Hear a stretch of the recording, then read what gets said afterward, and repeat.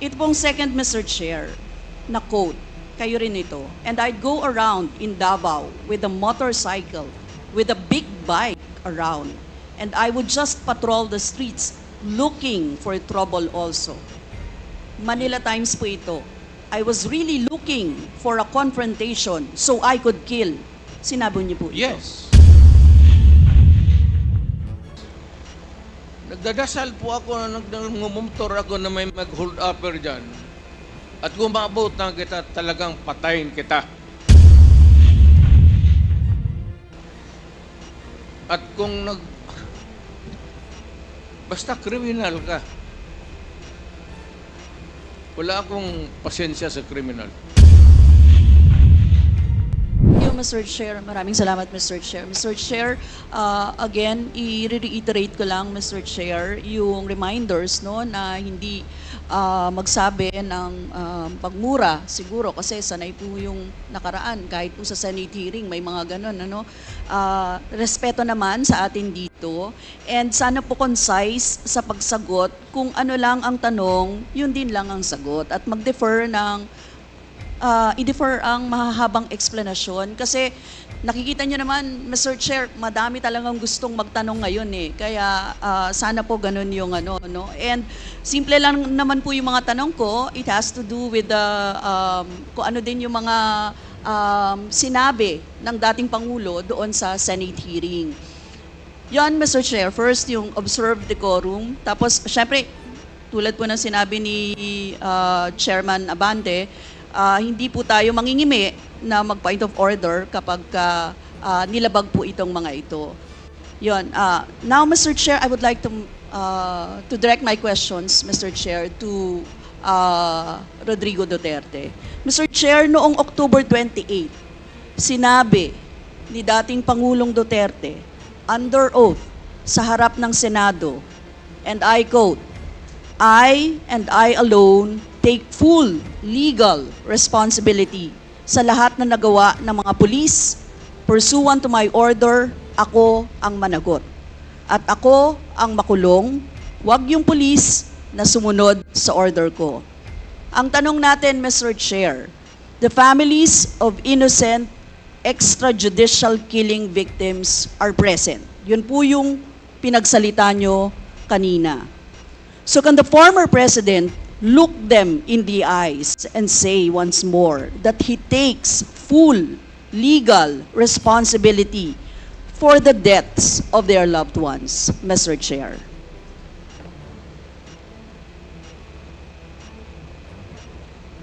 Mr. President, can you, What's the question? what is the question? Can you repeat the question? Mr. Chair, sinabi niya po na full responsibility. So, Mr. Chair, totoo ba yan? Correct. Very correct. Since I was a president, and there was this, until now, serious problem about drugs, I had to issue or make a policy statement about drugs.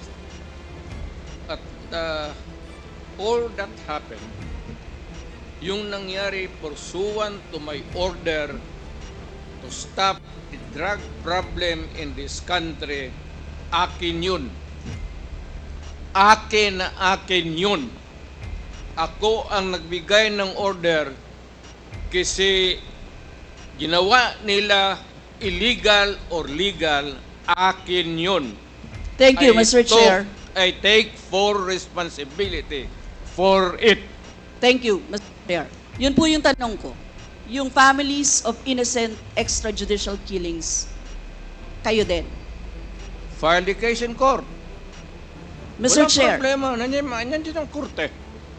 Yes, Mr. Chair. Second question ko. Responsable kayo kasi polisiya nyo yon. Kumbaga, tatak Duterte. Dahil polisiya nyo rin yan, tama ba? Sa Davao, nung nasa Davao pa kayo. Tama ba na tawagin po itong Davao model or Davao style, Mr. Chair? I cannot control the semantics. Mr. Chair, yes of or the no? metaphor. Davao style. Do not ask me to answer yes or no. You are not an investigator. Mr. Chair, tayo po ay nasa investigasyon kasalukuyan, Yes, Mr. but you Chair. are not an investigator. Why are you asking me to answer Mr. yes Chair, or tinatanong no? ko lang naman. Chair, point of Session order. suspended.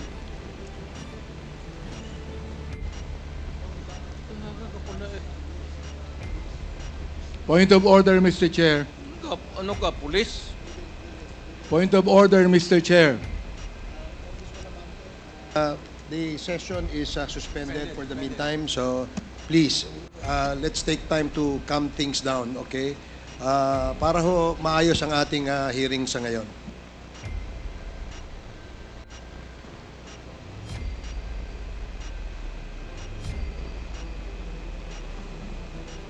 Hearing is resumed. Please proceed, Congresswoman Rosas. Yes, Mr. Chair. Napakasimple lang po ng tanong ko. Tinatanong ko lang po kung yes or no, Davao style ba yung inyong modelo. Mr. Chair, ayaw niya sagutin. So, Mr. Chair, hindi ko maintindihan yon. I'm What is sorry, your personality, Your Honor?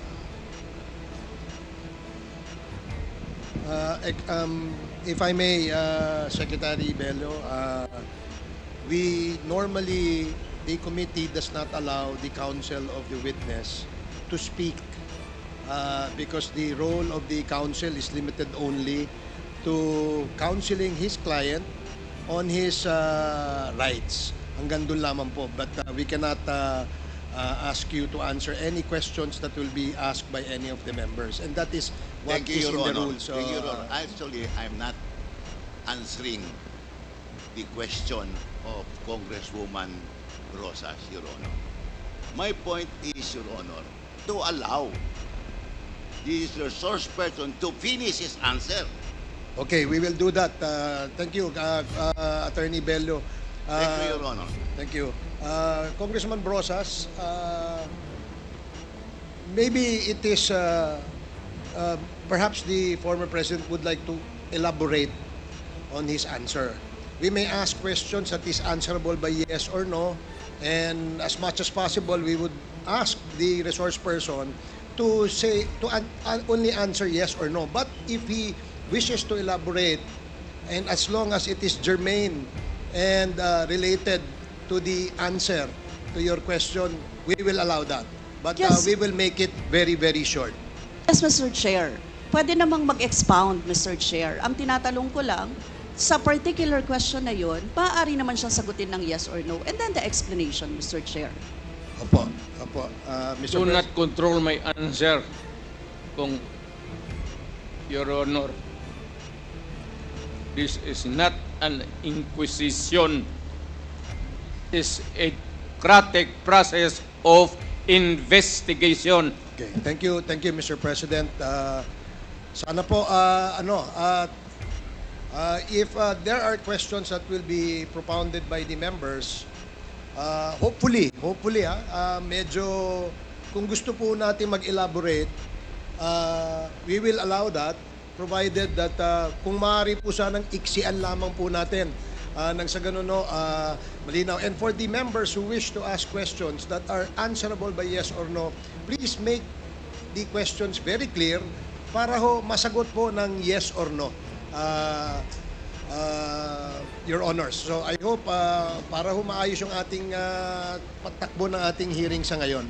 So please proceed, Congresswoman Brosas. Yes, Mr. Chair. Mr. Chair, ang tanong ko, sinasabi nyo rin na ang war on drugs ay talagang utos nyo. Diba? Pag sinabing war on drugs, Duterte yan. Sa inyo na nadikit yan. Unless, eto po, tanong na pwede nyo i-expound. May iba kayong gustong itawag doon? Meron po ba kayong gustong ibang itawag doon? Wala na po. Sabi ko, I assume full responsibility for whatever happened in the actions taken by the law enforcement agencies of this country to stop the drugs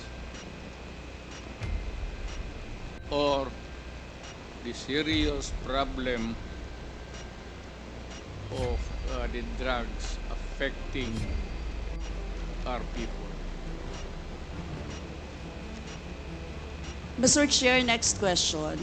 Nung naging mayor po kayo, sabi nyo naging safe ang Davao. Tama po ba? That would be that should be answered by a third person.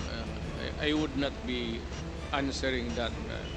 It would be presumptuous of me to conclude. Hindi ako magsabi. I never said that Davao City was not publicly. Mr. Chair, as mayor, masasabi nyo na naging safe ang Davao sa panahon nyo? Talaga. Kasi Talaga. walang kriminal sa kalye, Talaga. walang snatcher, Walang snatcher. walang akyat bahay, Walang akyat bahay. walang magnanakaw, Walang magnanakaw. walang mamamatay tao. Walang mamatay tao. So yun po lahat? Yes. Oh. So walang mga kriminal o walang insidente ng kriminalidad, bakit po? Merong mga incident, not totally. It would be a dream of a city not to have any criminal incidents or violence. Pero overall, Davao City was safe. If the test or standard would be that a citizen of the city can walk all over the city and men and children can go home safely, unmolested, undisturbed. That was the standard that I gave to the police of Davao City. Mr. Chair, I would like to ask, no, hindi ba nagkandamatay sila sa panahon na yon? Marami po. Sino-sino po ang mga pumatay? Wala akong listahan yan, ma'am. You have to go to the... Tawag nito. Hindi ko bit-bit. Ang bit-bit ko lang ho yung hindi. Mr. Chair, I would like to ask again, no? Sa inyo po na karanasan, kayo mismo ba pumatay? Ako? Marami. Mga 6 o 7. So Ewan what- ko kung natuluyan yung hindi ko na follow up sa hospital kung natuluyan. Quote ko lang, ipaalala ko ulit, Mr. Chair, kasi mula din ito sa Senate hearings, ano. I-quote ko lang po kayo, in Davao, I used to do it personally, just to show to the guys that if I can do it, why can't you? Correct. Sinabi niyo po yan sa mga business leaders sa meeting sa Manila. At kung paano niyo ginode ang mga police officers to gun down suspects. Tama po ba? Yes, if they present a violent resistance. That's the only thing that you can kill the criminal if you are personally in danger of losing your life too. Ito But ba? hindi mo pwedeng patayin yung kriminal nakahandcuff o nakatali. Hindi trabaho ng lalaki yan. Ito pong second, Mr. Chair, na quote, kayo rin ito. And I'd go around in Davao with a motorcycle, with a big bike around. And I would just patrol the streets looking for trouble also. Manila Times po ito. I was really looking for a confrontation so I could kill. Sinabi niyo po ito. Yes. Nagdadasal po ako na nagmumotor ako na may mag-hold upper dyan. At kung maabot na kita, talagang patayin kita. At kung basta kriminal ka, wala akong pasensya sa kriminal. Pagka lumaban, patayan. So, Mr. Chair, kanina po kasi sinabi ni Duterte na he takes full legal responsibility. Yes. Siya ang mananagot at Yes. makukulong sa ginawa ng mga kapulisan. Yes. Kung sa inyo po ang policy, inaako nyo rin ang accomplishment nito. Yung lahat po, kasi kung naaalala ko sa war on drugs, yung mga accomplishment, may nahuli, nagbebenta, gumagamit, gumagawa ng droga. Lahat yan. Ma'am, if you are the city executive or mayor, lahat ng utos mo na ginawa ng pulis, and all the consequences, sagot ko yan. Pati ang ginawa ng pulis, sagot ko yan. Pati po yung accomplishment kung may nahuli, enforcement of law yun. Accomplishment din po yung na-confiscate na drugs. Tama ba? Lahat ng trabaho ng pulis, because you are the mayor, inutos mo yan, and the consequences, or sometimes an incident can go right and go wrong. Protektahan ko yung pulis kasi ako ang mayor. Hindi magtrabaho yung pulis, matakot yan kung hindi mo bakaban. So lahat ng trabaho ng pulis, nung ako'y mayor, for the longest time, akin yan. So, Mr. Chair, alam niyo po ba kung ilan ang arrested sa mga drug operations at how much ang drug na na-seize nung time na yan? Ma'am, I was not notified in advance that I have to make an accounting for the arrested persons in Davao City. That is, I would not want to. That would not be a proper question. For Mr. a Chair, resource sabi niyo person. yung accomplishment report sa inyo yan. Accomplishment, yes. Accomplishment is another thing. But you see, to ask for the number of arrests or killings, that would be a stupid question. Mr. Chair, sinabi po ninyo na aakuin nyo lahat. E di syempre may accounting din kayo, Mr. Chair. At kabisado nyo, kahit nga kabisado ninyo kung ilan ang hinuli, ilan ang pinatay, ilan. Dapat may accounting kayo, Mr. Chair. And I believe, Mr. Chair, noong 2017, correct me if I'm wrong, may President's Accomplishment Report kayo, Yes, ma'am. Mr. Chair. Tanungin kita, where were you the other day at 4 o'clock in the afternoon? Point of order, Mr. Chair. Yan nga sinabi ko. Yes, may I remind our resource person, Mr. President, maaari po ay wag po, iwasan po natin magtanong sa ating po mga membro. Please answer the questions lamang po at refrain from asking questions to the members of Congress. Yan po ang nakasaad sa ating rules. Please continue, Congresswoman Brosas. Thank you, Mr. Chair.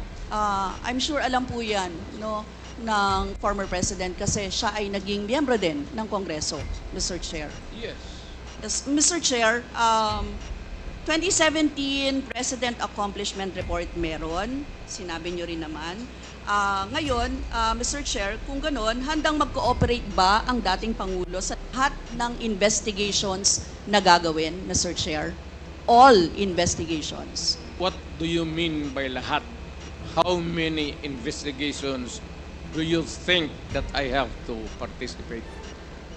Point of order again, Mr. Chair. That's a 1 minute suspension. walang pre.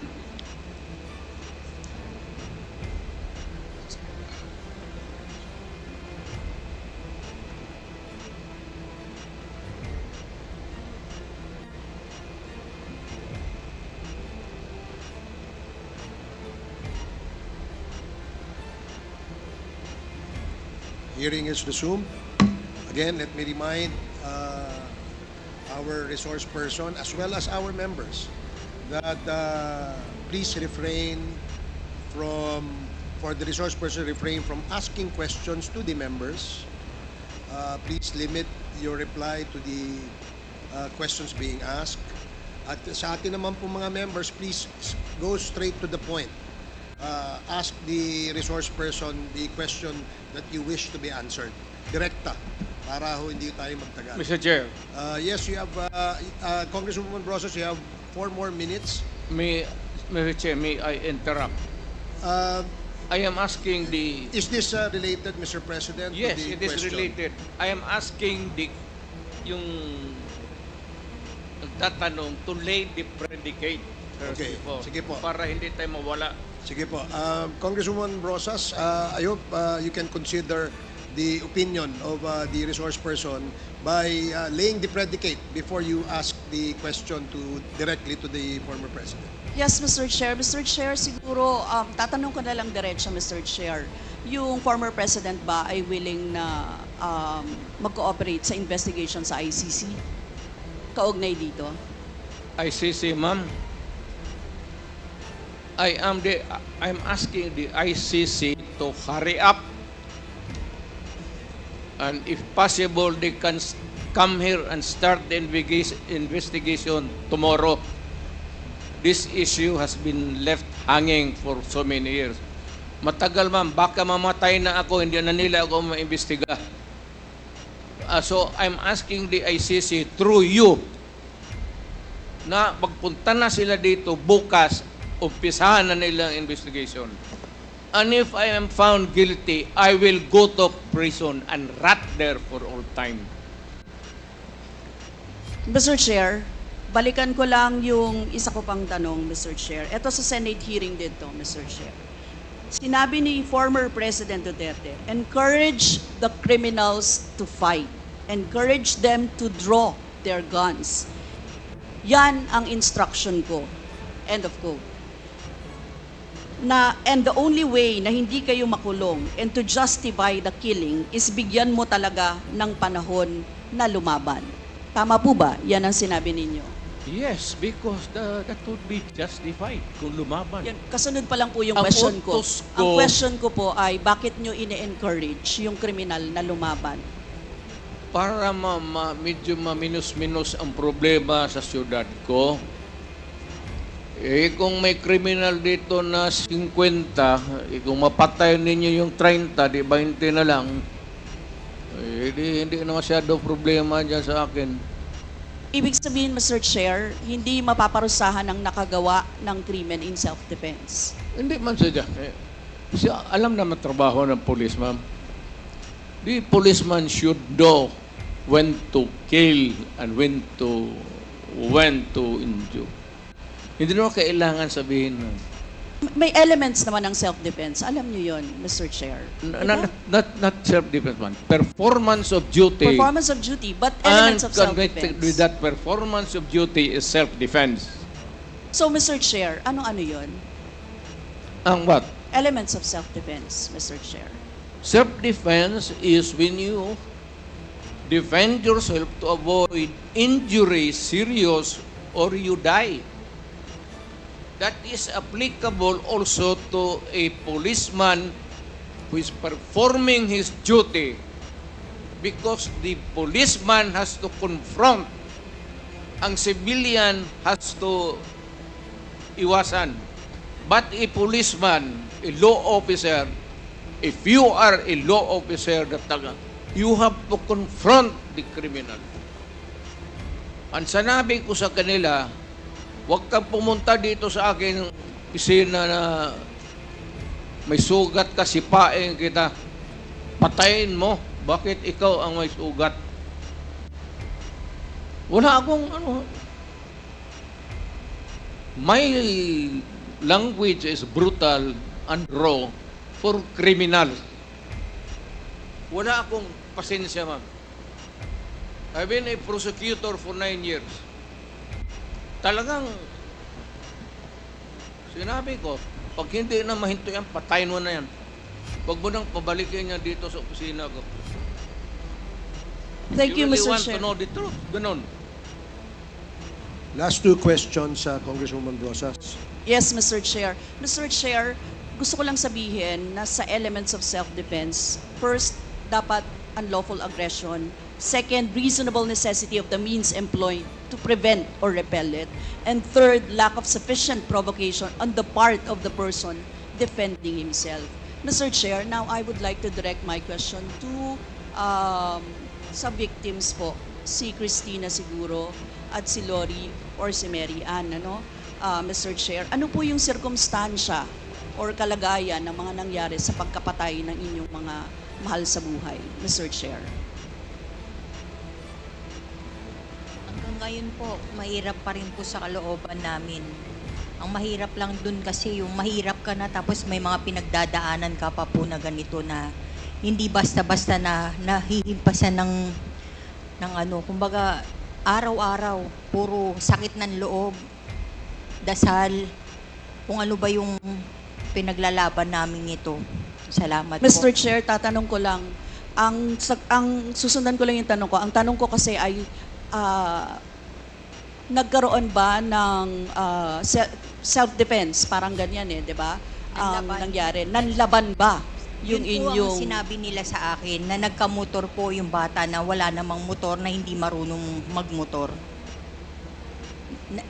Yung pong nanlaban, yun po yung sinabi nila sa akin na nakipag-anuhan po daw ng baril. Pero ano ang nalaman ninyo sa investigasyon? Laban ba?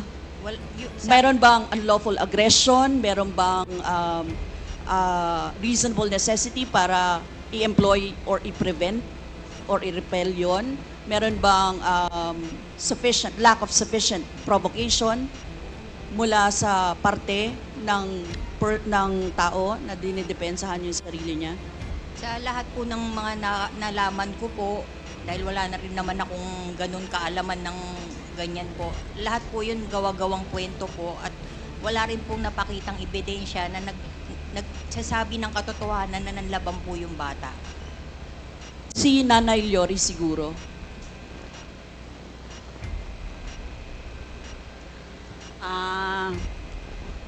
Sa parte po ng aking mga anak na dalawa, nawala po kasi sila ng May 11, tapos nalaman na lang po namin May 12 na natagpuan sila dun sa isang lugar sa Quezon City na patay na sila. Kaya kumbaga, doon sa balita, yun yung napanood ng anak ko na sabi nga daw ay police operation. Pinaghahabol daw sila ng mga pulis hanggang sa nahuli sila at pinagbabarel. Yun po, kasi kukuha lang naman ng lisensya itong kuya, si Crisanto, kasi isa po siyang security guard. Kumuha lang siya ng lisensya noong May 11, pero hindi na ho siya nakabalik. Tapos kinabukasan ho, yun na panood na siya sa isang news sa TV na yun nga, natagpuan na sila na patay na. Tapos yun, pinaghahanap na po namin. Si Nanay Mary Ann. Yung time po nung pinas lang yung mag-ama ko, sa totoo lang, planado po ng mga pulis yun, na pumatay po sila. Ang hinahanap po nila, hindi po yung mag-ama ko, yung kapatid ng asawa ko. Nasa police report po nun. Halos planado po nila, nandyan na po yung soko, andyan na yung funeraria, na halos sa amin bilang mahihirap, wala kaming magawa. Halos talagang yung ginawa ng mga opisyal ng mga kapulisan na imbis na magtiwala kami, nawalan kami ng tiwala. Halos sa tingin po namin parang mga ano na po sila. Hindi na po nila ginagampanan yung mga obligasyon nila bilang mga pulis. Kaya yung time na yon, hindi po makatawo yung ginawa nila sa aming mga mahihirap. So sa tingin niyo po hindi nanlaban? Hindi po. Sa liit po ng bahay po namin, halos 3x3 lang po yung bahay namin. Kwarto lang po. Wala pong mga barilang mag-ama ko. Halos nakaload na po yung mag-ama ko nung time na yun. Paulit-ulit po kami nagmamakaawa. Pero pinaslang pa rin po yung mag-ama ko. Thank you, Mr. Chair. That would be all. Lumalabas doon na may mga excesses talaga at mga violations na naganap, Mr. Chair. Mr. Chair, thank you, Mr. Chair. And siguro, Mr. Chair, for the next round of interpellations, pwede pong palista ulit. Maraming salamat, Yes, Mr. opo. Chair. Meron po tayong second round. So,